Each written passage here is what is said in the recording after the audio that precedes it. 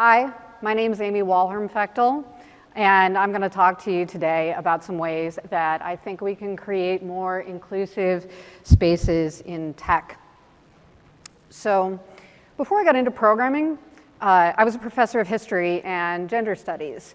And one of the things that I really appreciate about good historians and feminist scholars is that they often start out by articulating their structural position in relation to the thing that they're studying or talking about.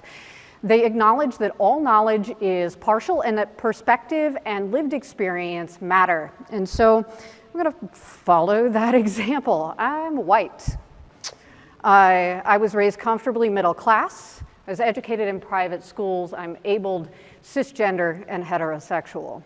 I'm also, newsflash, not perfect. I'm a white woman talking about diversity, and that opens me to a number of justifiable critiques. I will make mistakes and misstatements. Please talk to me about how to do better. I'll also, at points in this talk, make some generalizations about groups. I have 40 minutes. I do understand and stipulate that there is no possible way that any statement can cover all members of a group because people are too diverse and individual. So this is the confessionary slide. This talk is also a bit of an act of self-defense. At times when I've been in conversations and have pointed out that a certain strategy, like say anti-bias training, has drawbacks, the follow-up question I most often get is, well, okay, but what should we be doing?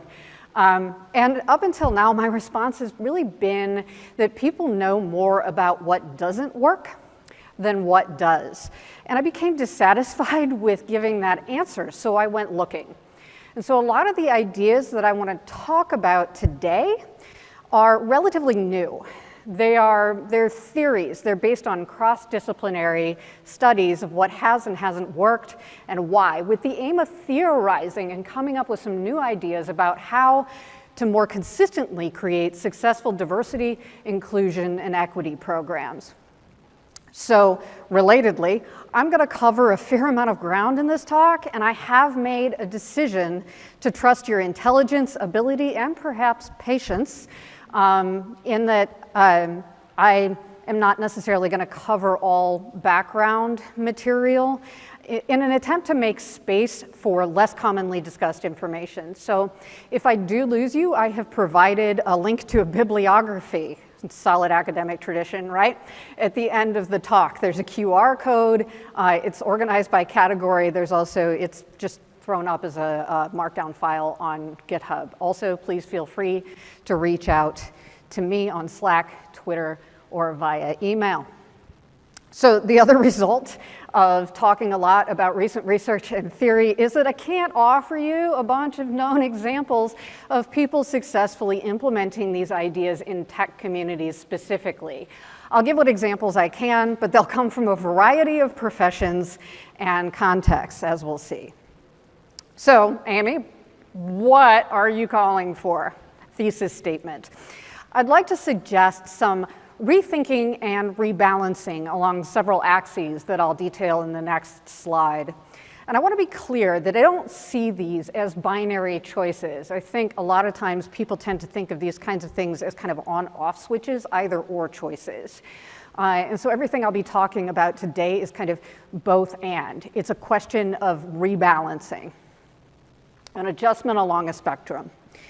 So how I would like to argue that we get to more equitable and inclusive spaces. I'm going to cover a few things, starting with the dangers of the concept of technology and how we often use it to obscure social forces that are behind the physical artifacts, the things that we tend to think of when we say technology, and how this affects thinking about diversity in tech. Then I want to suggest that people move from an emphasis on openness and individual freedom to balancing those ideas with consideration for civility and care in communities. I want to suggest we make moves from putting policies in place to thinking hard about how to put those policies into day-to-day practice. And I want to talk about some moves from an emphasis on representation to an emphasis on equity. And I'll also suggest some metrics that might help groups think about things a little differently. And I think of these things I just put up here on this slide as kind of a progression. They can be worked in parallel, but they also do build on each other. It's kind of a build the plane while you're flying it. So I want to start off with technology, and I do love this quote from Heidegger. The essence of technology is by no means anything technological. When people talk about diversity in tech, they often unthinkingly imbue this word technology with powers it simply doesn't have. A technology, a thing, is part of a sociotechnical system that is composed, yes, of things, but also of people and social norms. The problem can be that the thing comes to represent the entire system. We reduce it to the object. So the idea of technology can be hazardous because it is subject to this kind of reification, which is what happens when we treat something abstract, like a sociotechnical system, as though it were a concrete thing like a computer. So the biggest issue with this is that it tends to make the object seem objective rather than a product of human activity with all the biases that tend to accompany that. And then to make matters more difficult, we amplify the hazardous character of the concept by investing it with agency, by using the word technology as the subject of active verbs. So I'm going to give you an example here.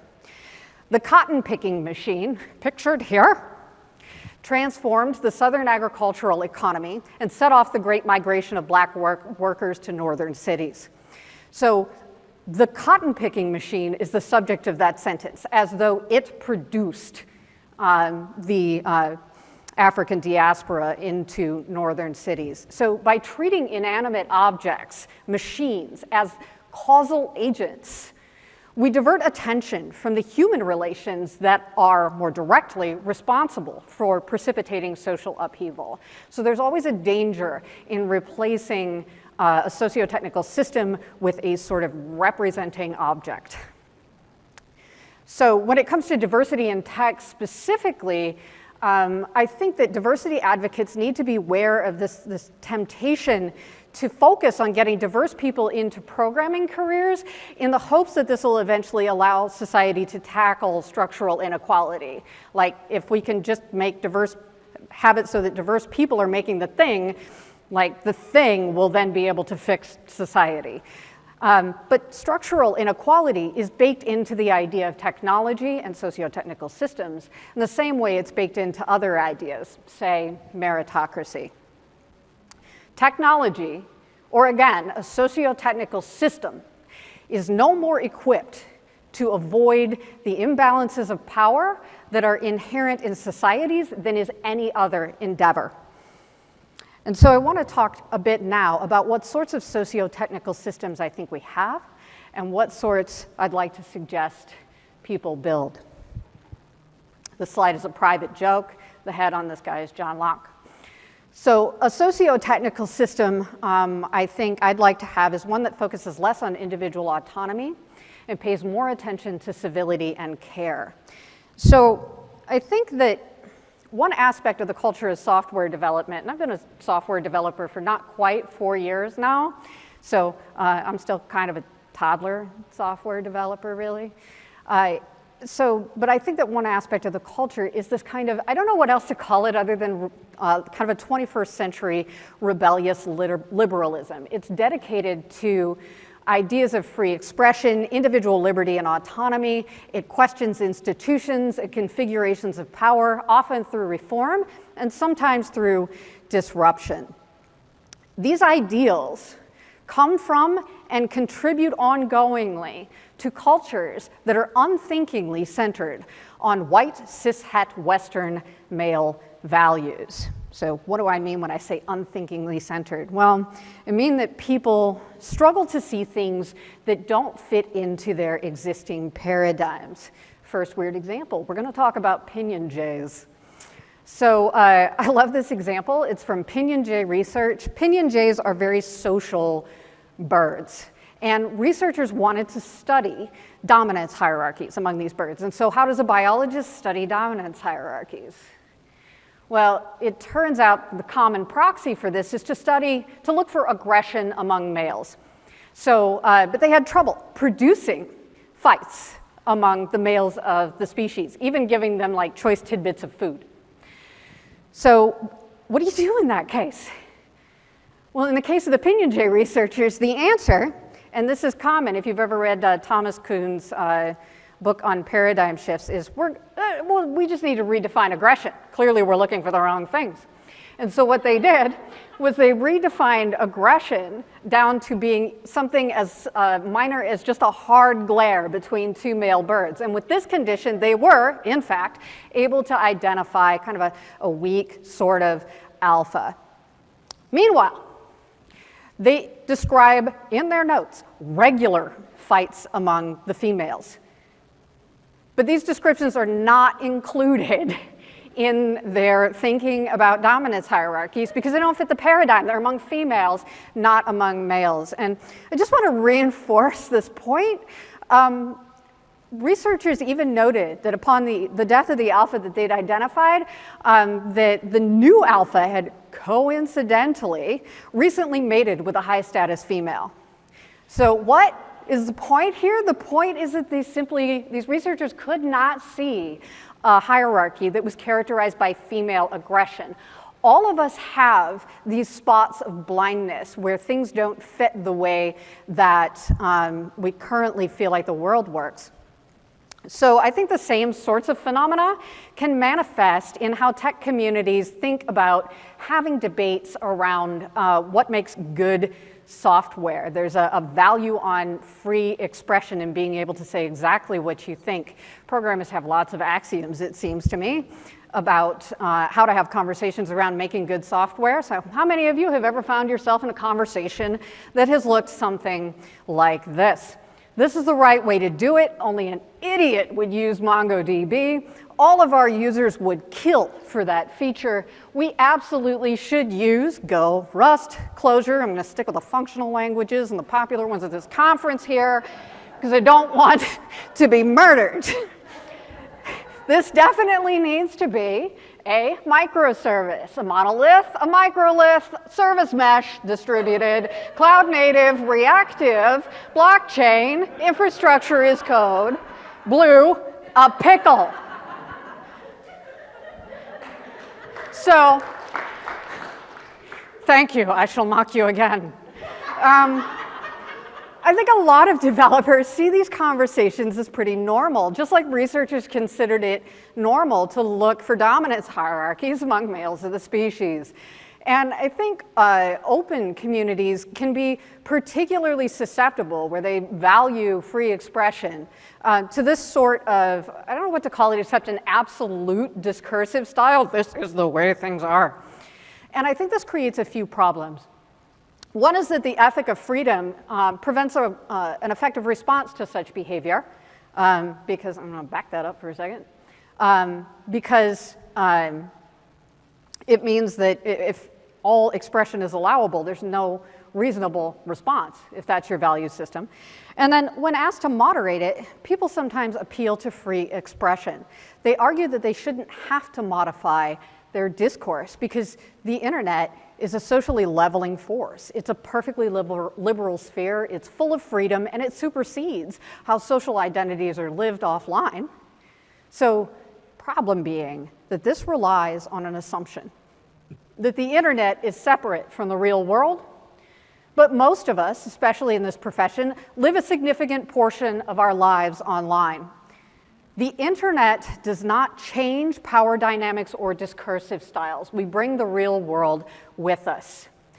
And thinking that the internet does change those things is taking how a group thinks the world should work and mistaking it for how the world does work.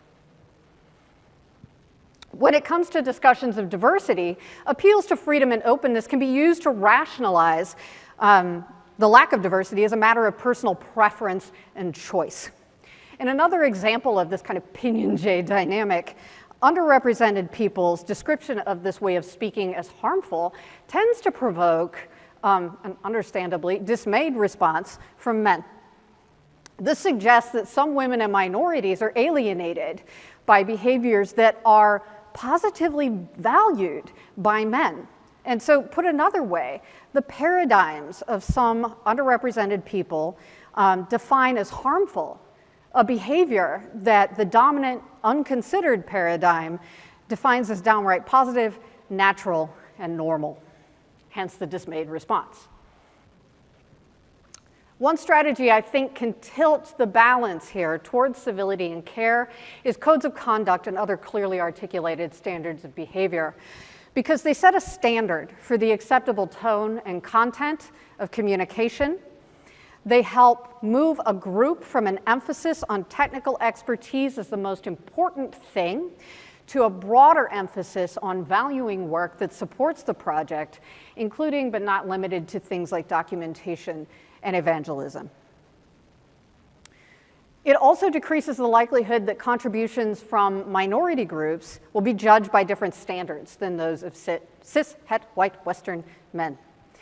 And having a code of conduct lets underrepresented folks assess the community's commitment to diversity and whether or not that there are good policies in place to address problems. For communities that do have codes of conduct or are seeking to implement one, there's an additional set of challenges that often arises. How does a community define exactly what it means by diversity? Scholars have suggested that the word diversity can be vague and slippery. They often talk about it as mobile. The meaning moves depending on your context. It's a super commonly used term, and it can be very broad, such that what's being named as diverse, sort of the thing that you're describing as diverse, becomes more important or becomes less significant than just naming it diverse. So these are things like we're a diverse company, right? Or we're a diverse community. What exactly does that mean, really? Like, what is the content behind the word diversity? The who of diversity and definitions also matters. I've seen arguments in tech that diversity often defaults to women and implicitly to white women. In other American settings, diversity can be read as referring first and foremost to racial diversity, and at its broadest, the term can come to mean any difference between two individuals, be it physical, ideological, or social. And this vagueness can result in diversity becoming disconnected.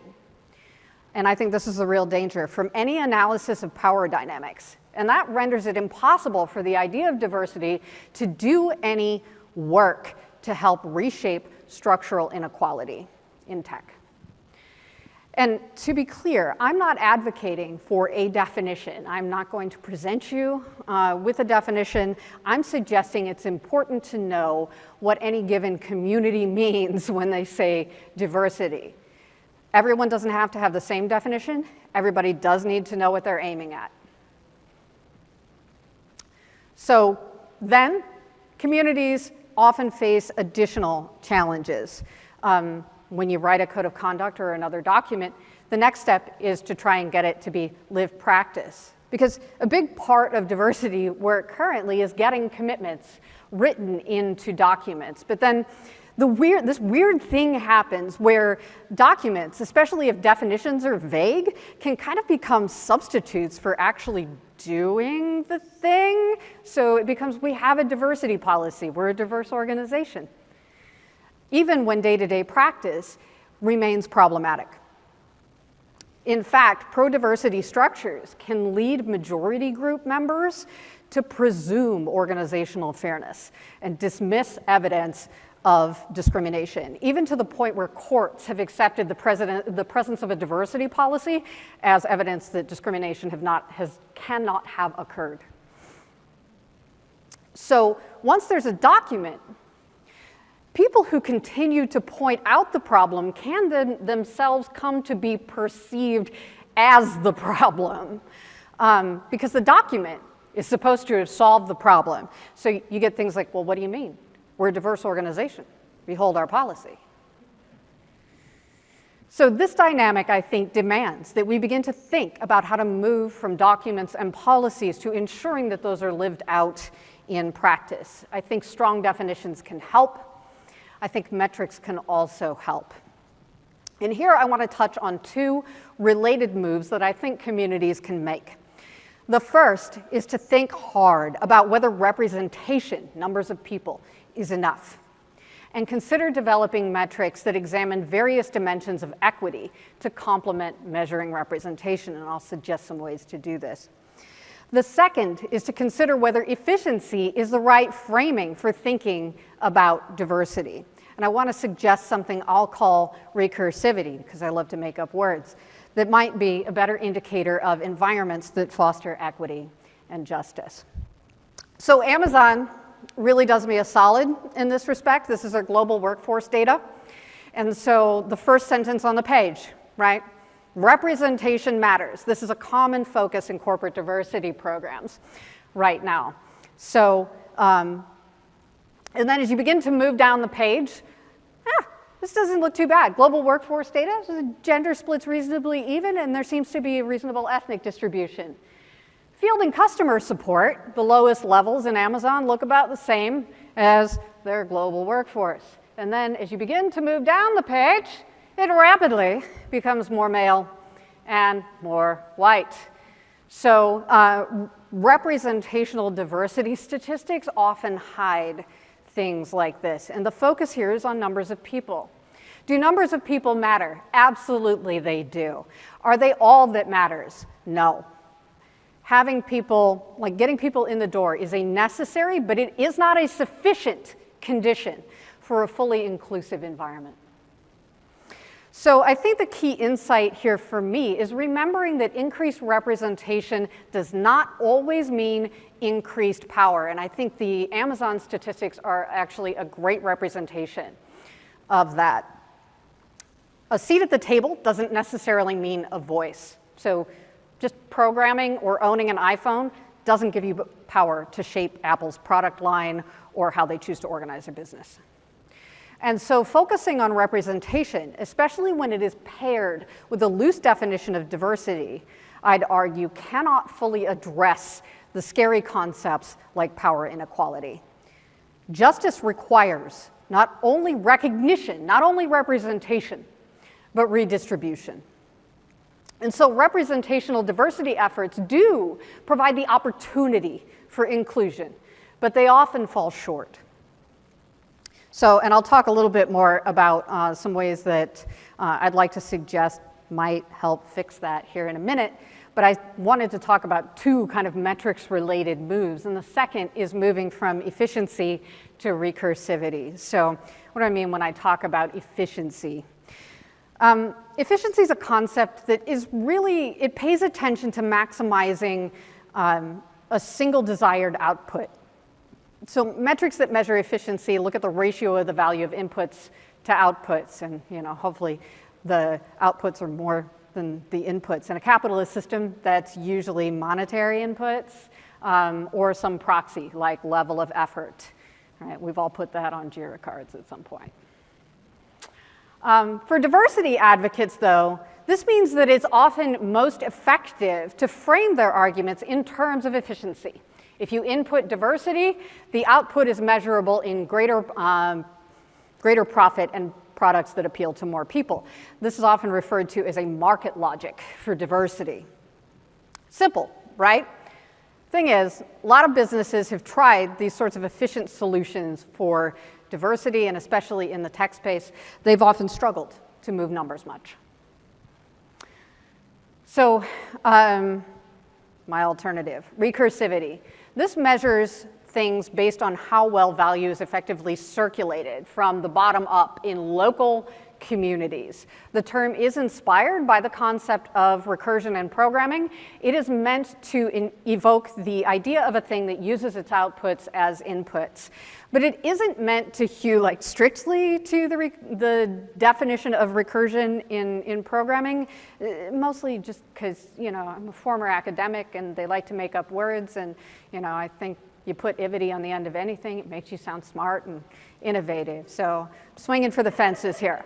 So recursivity pays attention not only to like the process of production, but also to social reproduction. And that means all of the inputs that it takes to keep a production cycle going. So a common example of this would be like, if you've ever read any like Marxist feminists, they talk about social reproduction in terms of the reproduction of the worker. And so if you want someone to work in a factory, someone has to feed, clothe, and raise the next generation.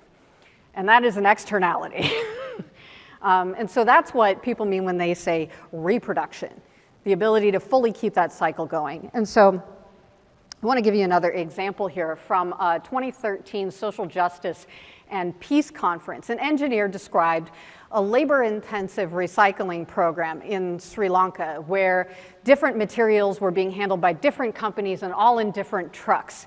And she was asked in the Q&A whether there had been any attempts to centralize the process to make it more efficient.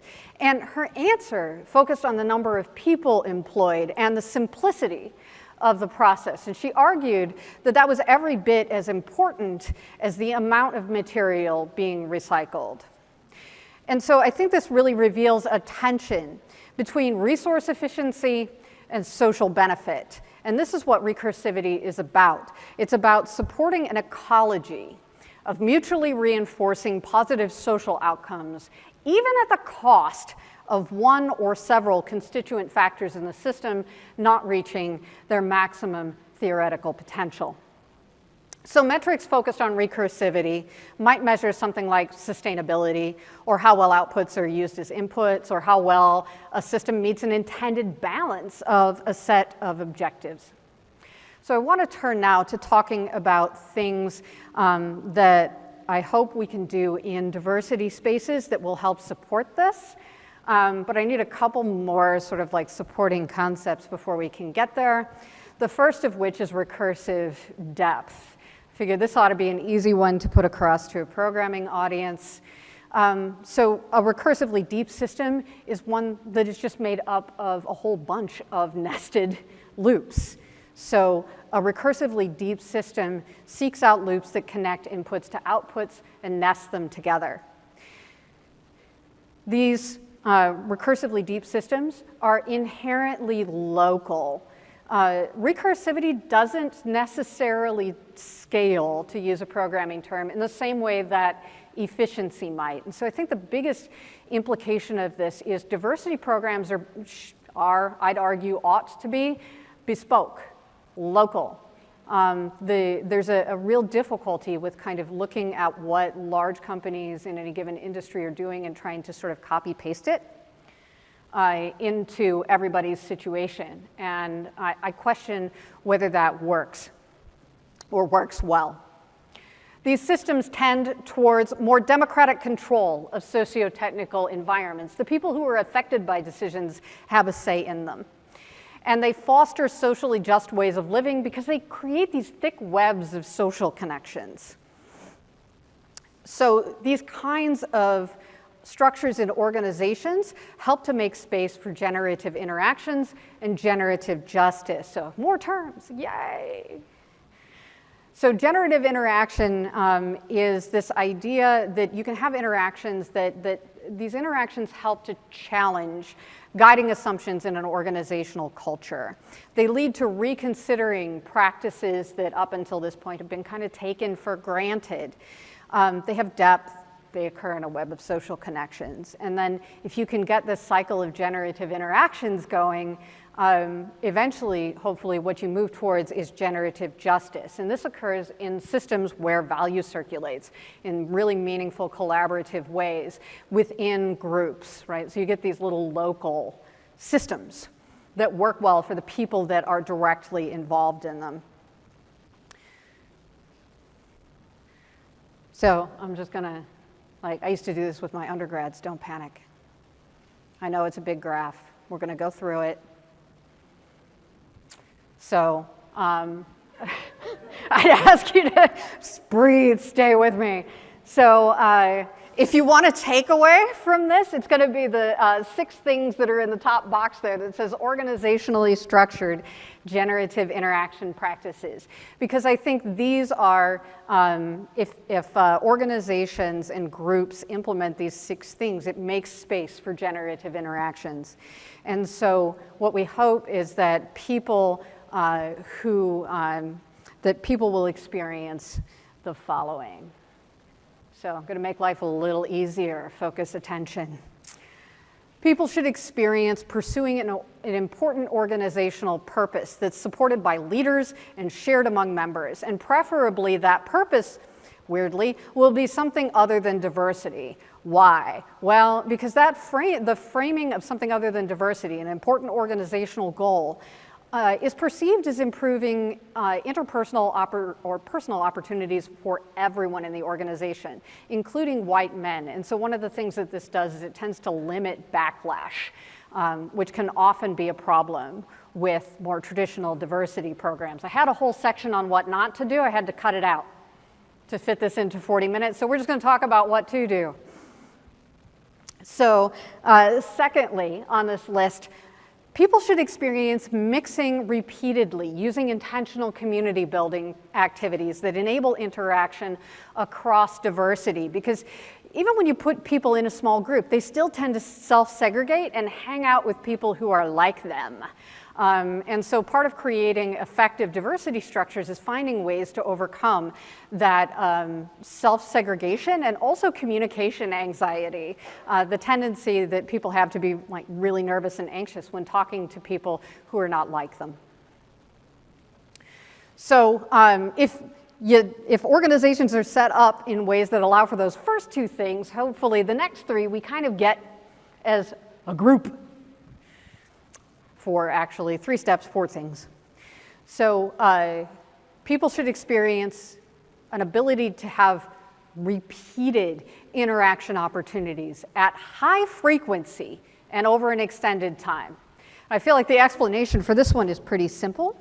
People need practice in order to develop better intercultural communication skills and also to get over discomfort of the sort that I just talked about a second ago. Giving, also the next thing they should experience is giving diverse members equal standing, and everybody should feel like they have insider status in contributing to the success of the group. This helps with a sense of common in-group identity and lets people transcend while still utilizing and recognizing differences among members. And I think this is really important and easy to miss. The object here is not to erase difference. It's to learn to appreciate and use it. Erasing it's a fool's errand, in my opinion. We can talk about that after. So weirdly, what I want to talk about here is kind of like community decision making. And my example is going to be drawn from economist studies of common pool resource management. We're going to talk about Maine lobster fishermen because that is what you need 33 minutes into a talk. So Maine lobster fishermen have local councils that manage their fisheries, and those councils they're made up of the fishermen. They enforce rules and norms. They're local and they're flexible. The rules change over time depending on conditions. So, for example, a lot of these councils have rules about poaching on another fisherman's area. So the first time that happens, they might just tie a colorful bit of rope on your trap, kind of like, I see what you did there. So second offense might well get you a home visit. Please stop doing that. And then the consequences tend to escalate from there, up to and including things like putting holes in your boat. So this sort, and these are agreed upon rules by the community, right? So, and this sort of community norm setting with graduated sanctions, I think, is a model to consider for policies like codes of conduct. The point is not to drive people out of a group, it's to make an environment where everyone can thrive, but that has strong consequences for continuing harm to community resources or relationships. So people should also experience collaboration and member interdependence. And I love the analogy here of mixed-use city neighborhoods because I think they kind of resemble cross-functional teams. They're vibrant for a number of reasons. So if anybody lives in a place like this, like people come to shop, eat, sit on the porch, watch other people, and that provides eyes on the street. So the neighborhood is busy and it's safe. There is this acquaintanceship of the street, right? It's not that you know everybody in the neighborhood well or anything like that, but you know, you'll watch somebody's bike while they run into the deli, right? So, or loan somebody $5, or your neighbor down the street will keep a key for a house guest that's coming in while you're out of town. And these are all examples of what it can look like to live in a place that has a thick web of social connections. They don't have to be close friendships, but decent acquaintanceships. I know you, I understand you, you are part of my people. And in the case of a city neighborhood, they're created by the design of the space. But I'd argue it's also possible to create these kinds of spaces in organizations. The last one, I don't have a great example for, but people also, if you get all these other things, should begin to feel a greater sense of interpersonal comfort and self-efficacy. That's going to increase our big bubble over there, willingness and ability to engage. And as long as that's high, then we get to move to inclusion. We get adaptive contact and generative interactions in a loop. There's my recursivity. So you get these recursive effects between adaptive contact, willingness to engage, and those are critically important because frequent positive interactions leads to greater comfort. That helps overcome anxieties, communication apprehension, it dampens people's exclusionary tendencies and feeds back into even more increased willingness to engage, with those interactions eventually becoming generative, involving prejudice reduction and contact that's developmental rather than superficial for the individuals that are involved. Now, the great thing about this is that research suggests that people who develop intercultural communication skills also tend to have more nuanced understanding of problems, they're more likely to engage in perspective taking or empathy, and they're often more creative thinkers. And these are all things that I think all of us in tech strive for. So yeah, I know, I've thrown a lot at you. So I wanted to give you a bit of a summary. So here come the takeaways. Back to my slide on how I think we get to more equitable socio-technical systems. Simply getting more diverse people into tech is unlikely to create a just and equitable system because tech is just a system. It has no special qualities in this regard. We're in the same boat as everyone else figuring out this problem. Think hard about your assumptions and paradigms and how they might obscure others' perspectives. And I think codes of conduct here are a good step towards codifying what a community means by inclusion, what constitutes civility, good norms like the lobster fisherman. Be clear about your community's definition of diversity and about consequences for policy violations. And this is important, remain open to critique about whether people perceive the policy to be working on the ground, lest the people who continue to tell you you still have problems become the problem themselves and end up driven out of your organization. Consider measuring recursivity in addition to or in place of efficiency. So move from thinking about representation to thinking about equity. And try to create systems that have recursive depth and favor generative justice. And I think all of this eventually helps bend systems towards generative justice, where recursivity becomes a characteristic that's just built into the system at different levels. It favors recursive depth that leads to generative interactions and ultimately generative justice. And I do think that open source is an excellent space for moving towards this kind of recursive depth, because it's as much a set of social relationships as it is code. It's a collective project. It has a tradition of standing outside the normal way of doing things, Code, it turns out, is an excellent medium for recursivity. It's very good at using its own outputs as inputs, and it turns out using code doesn't make any less code for anybody else. So codes of conduct, I think, suggest that open source communities are quite capable of approaching inclusive interactions and decision making in really thoughtful, intentional ways. What I hope is that this will give tech communities both representation and a better chance at equity and shifting power balances, as well as the ability to tolerate creative tension that is inherent in all of the differences between people, and be able to leverage that for greater innovation. So I promised you a bibliography. So here's the link to it, because there's more than I could possibly throw up on a slide. Thank you for your time. I'll be here for questions.